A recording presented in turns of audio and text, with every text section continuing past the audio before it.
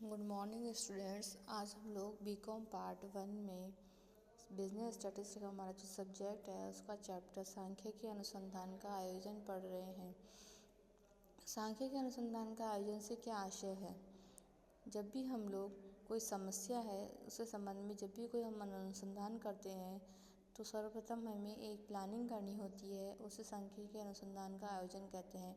Planning इसलिए आवश्यक होती है ताकि हम लोग उस समस्या को सही ढंग से, जो भी उस समस्या में हमारे संसाधन लगेंगे, हमारा समय लगेगा, जो भी हमें आवश्यकताएं होंगी उस सब का पहले से निर्धारण कर लेते हैं, तो वो जो हम लोग कार्य कर रहे हैं वह सही समय पर पूर्ण हो जाता है और हमारे समय, श्रम और धन की बचत होती है। इसलिए हम जब भी कोई कार्य कर रहे हैं तो उससे हमें पहले ही एक योजना बना लेनी चाहिए ताकि हम हमारे उद्देश्यों को सही ढंग से प्राप्त कर सकें। सांख्यिकी अनुसंधान का अर्थ।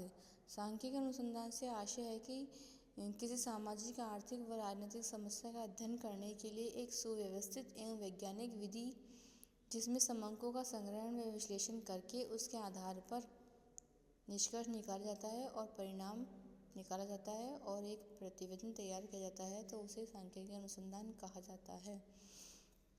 सांख्यिकी अनुसंधान के प्रमुख चरण में फर्स्ट चरण है हमारे पास सांख्यिकी अनुसंधान का आयोजन करना।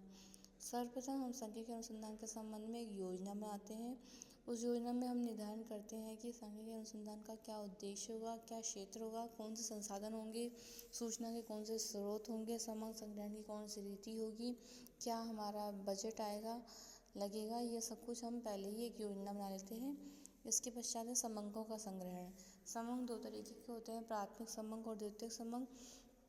प्राथमिक समंक वे समंक होते हैं जिन्हें अनुसंधान कथा सर्वप्रथम एकत्र करता है नए सिरे से, जबकि द्वितीयक समंक वे समंक होते हैं जो पहले से ही एकत्र होते हैं, अनुसंधानकर्ता केवल उनका प्रयोग करता है। इस प्रकार समंकों का संग्रहण किया जाएगा। इसके पश्चात संग्रहित समंकों का संपादन किया जाता है, अर्थात इससे आशय है कि उसमें से जो अशुद्ध हैं उन समंकों को हटा दिया जाता है, उनकी छँटनी की जाती है और शुद्ध समंकों को निकाल लिया जाता है। जिसके पश्चात समंकों का वर्गीकरण किया जाता है। वर्गीकरण हम कैसे भी कर सकते हैं, आयु है, शिक्षा है, बेरोजगारी है आदि विभिन्न लक्षणों, गुणों के आधार पर हम समंकों का वर्गीकरण कर सकते हैं। इसके पश्चात हम समंकों का सारणीकरण करेंगे। इसके पश्चात है समंकों का प्रस्तुतिकरण। समंकों को हम विभिन्न रेखा चित्रों या अन्य किसी माध्यम से हम प्रस्तुत करेंगे और उसके पश्चात हम उनका विश्लेषण करेंगे। विश्लेषण में निष्कर्ष निकाला जाता है और फिर उसके पश्चात उसका प्रतिवेदन तैयार किया जाता है। सांख्यिकी अनुसंधान की योजना। सांख्यिकी अनुसंधान की जब हम योजना बनाते हैं तो उसमें हमने निम्नलिखित कार्यों पर कार्य निर्धारित किए जाते हैं। सबसे पहले है समस्या की परिभाषा। सर्वप्रथम सांख्यिकी अनुसंधान में जो भी समस्या है उस समस्या को स्पष्ट रूप से परिभाषित किया जाता है। यह परिभाषित करना इसलिए आवश्यक है ताकि हम सही रूप में समस्या को समझ सकें, उसी के अनुरूप हम आगे के कार्य कर सकें। समस्या को परिभाषित करने के पश्चात उस अनुसंधान का उद्देश्य निर्धारित किया जाता है कि अनुसंधान का उद्देश्य क्या है, क्योंकि जैसा उद्देश्य होगा उसी के अनुरूप आगे की हम टेक्निक्स या आगे के कार्य किए जाएंगे। इसके पश्चात अनुसंधान का क्षेत्र निर्धारित करना। अनुसंधान का एक निश्चित क्षेत्र भी निर्धारित करना होता है जिससे कि हमारे समय, धन और श्रम की बचत हो सके। इसके पश्चात अनुसंधान का समय निर्धारित करना। अनुसंधान समयबद्ध होना चाहिए, इसलिए पहले ही अनुसंधान का एक समय भी निर्धारित कर लेना चाहिए। सूचना के स्रोत। अनुसंधान के संबंध में जो भी स्रोत होंगे वे हम प्राथमिक स्रोत होंगे, द्वितीयक स्रोत होंगे, इन सबको हमें पहले निर्धारित कर लेना चाहिए। अनुसंधान के प्रकार। अनुसंधान विभिन्न प्रकार का हो सकता है। संगणना अनुसंधान हो सकता है, निर्देशन हो सकता है। संगणना में समग्र की सारी इकाइयों को शामिल किया जाता है, जबकि निर्देशन में समग्र में से कुछ इकाइयों का चयन किया जाता है और उन चयनित इकाइयों के आधार पर निष्कर्ष निकाले जाते हैं। इसी प्रकार एक अनुसंधान होता है प्रत्यक्ष अथवा अप्रत्यक्ष। प्रत्यक्ष में जैसे विद्यालय के विद्यार्थियों की लंबाई की सूचना है तो वह विद्यार्थियों को माप करके निकाली जा सकती है प्रत्यक्ष रूप से, जबकि यदि हमें उनकी योग्यता अथवा स्वास्थ्य स्थिति की जांच करनी हो तो वह प्रत्यक्ष रूप से संभव नहीं है। इसी प्रकार एक अनुसंधान है प्रारंभिक एवं पुनरावर्तन। प्रारंभिक अनुसंधान वह है जो किसी क्षेत्र में पहली बार किया जा रहा हो इस अनुसंधान की दिशा में बिल्कुल नए सिरे से पूरी योजना बनाई जाती है, जबकि पुनरावर्तक अनुसंधान जो पहले से कोई अनुसंधान किया जा चुका है तो वह पुनरावर्तक कहलाता है। गुप्त अथवा सार्वजनिक अनुसंधान। गुप्त अनुसंधान सरकार द्वारा सार्वजनिक हित में गुप्त उद्देश्यों की पूर्ति के लिए कराया जाता है। यह पूर्णतया गुप्त ही रखा जाता है।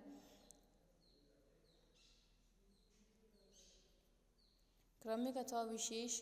क्रमिक अनुसंधान में स्थायी विभाग के अंतर्गत नियमित रूप से लगातार समग्र एकत्रित और प्रकाशित किए जाते हैं, जैसे रिजर्व बैंक है, जीवन निर्वाह संबंधी सूचकांक है, बैंक का अपनी संपत्ति और देयता के संबंध में जो भी तथ्य प्रकाशित किए जाते हैं वे क्रमिक कहलाते हैं।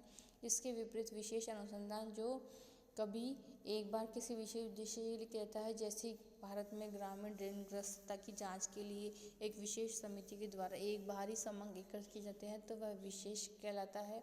सरकारी, गैर सरकारी और अर्ध सरकारी। यदि जांच केंद्र सरकार अथवा राज्य सरकार अथवा किसी विभाग द्वारा की जाती है तो ऐसी जांच सरकारी जांच कहलाती है। इसी प्रकार किसी गैर सरकारी संस्था के द्वारा की जाती है तो वह गैर सरकारी कहलाती है। और अर्ध सरकारी जांच के अंतर्गत नगर पालिका, विश्वविद्यालय या किसी बोर्ड आदि, विद्युत बोर्ड है, निगम है, इनके द्वारा की गई जांच को शामिल किया जाता है। डाक द्वारा व्यक्तिगत अथवा व्यक्तिगत जांच। डाक द्वारा जांच की दशा में प्रश्नावली या डाक द्वारा संबंधित व्यक्तियों को भेज दी जाती है और वे उन्हें भरकर लौटा देते हैं, अतः वह कम खर्चीली होती है। इसके पश्चात व्यक्तिगत सूचना में जो भी है कि हर एक व्यक्ति के पास जाकर सूचना एकत्र की जाती है तो यह जांच महंगी पड़ती है।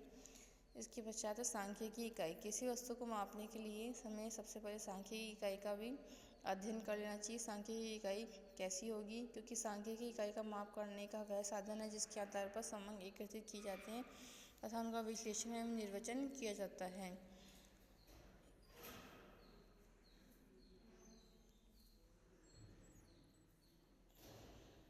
सांख्यिकी इकाइयों में निम्नलिखित विशेषताओं का विद्यमान होना आवश्यक है, जैसे इकाई विशिष्ट तथा भ्रमरहित होनी चाहिए, इकाइयों में एकरूपता होनी चाहिए, इकाइयाँ स्थायी होनी चाहिए और इकाइयाँ अनुसंधान के लिए सर्वमान्य होनी चाहिए।